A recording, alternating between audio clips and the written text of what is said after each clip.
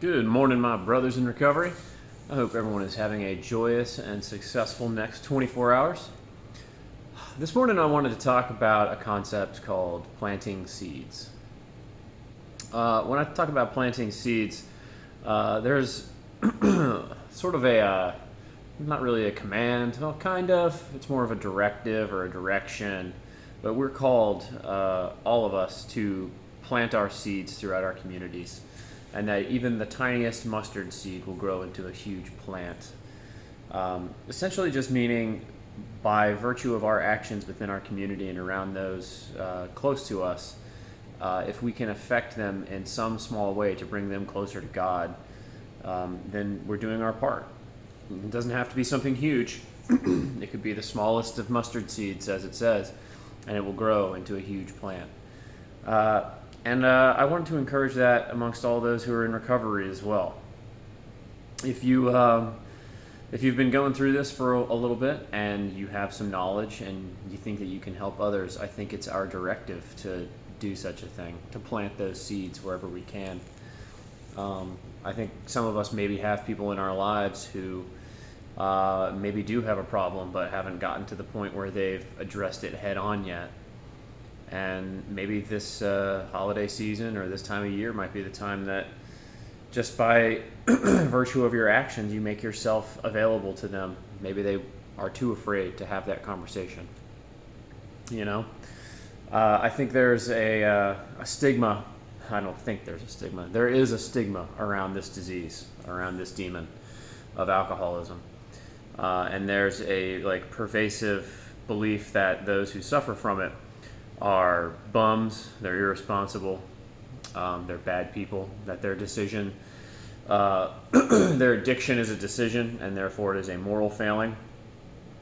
That anyone who suffers from this is living underneath a bridge and drinks out of a paper bag, and pretty much they deserve their lot in life because these are the choices they made, so,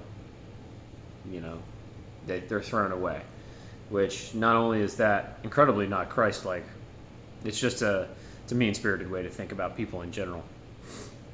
So I think it's important for those of us who are in recovery and have gone through the dark times and are now seeing ourselves in the lighter times to not be ashamed of the fact that we have this disease, because it's important that people see that you can suffer from it and you can survive it and you can thrive.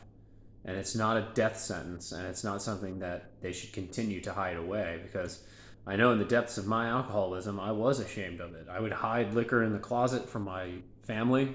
I was drinking in my car during lunch, drinking in the shower. I was ashamed of it. And when I first, sought out help, my hand was a little bit forced by the state, if you know what I mean.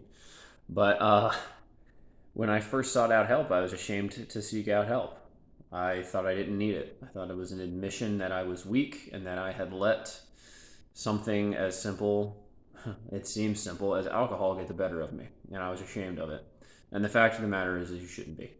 No one should be. This is not something that anyone does by choice. It is a culmination of a lot of different factors. I believe it's a combination of genetics, trauma, and opportunity. I think I've talked about that before, but I could talk about it again in another video. But that being said, I think it is important that as we plant our seeds out there, if we're successful and we're moving forward in our recovery, and are joyous in our next 24 hours, to not be ashamed of it if the topic ever happens to come up, because it's important for those who are maybe thinking that they need help to see, oh, I don't have to be a stumble bum. I don't have to live underneath a bridge. I don't have to, be this stereotypical alcoholic to have a problem. Dr. Bob of Big Book fame, he was a doctor. The book itself, if you've ever read the Alcoholics Anonymous book, and I know I'm not supposed to reference it, but it talks about people who are professionals. These are people who have, success in societal terms, but they're still suffering.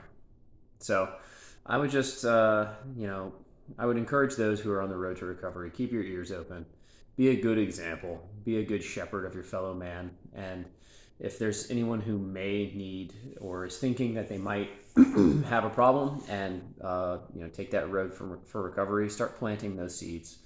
Let them know they don't need to be ashamed of it. Let them know that it's not a death sentence. Let them see more than anything that it's not a death sentence. You know, even if it just pops up in conversation, which it could. I've been to plenty of places where I've been offered a drink and I just say that I'm allergic. If the conversation goes farther than that, usually it doesn't. But if it does, I don't have a problem saying I'm in recovery now because there's nothing to be ashamed of. So that's all for today, guys. There's no stigma around it. I think those who are well within recovery have realized that. And yeah, plant our seeds out there. Let's be good shepherds and good stewards of our fellow man. Uh, like I said a few weeks ago, it's time for us to all be Christ like and not just Christian. All right, thanks everybody. Hope you have a joyous next 24 hours. And remember, it's dangerous to go alone.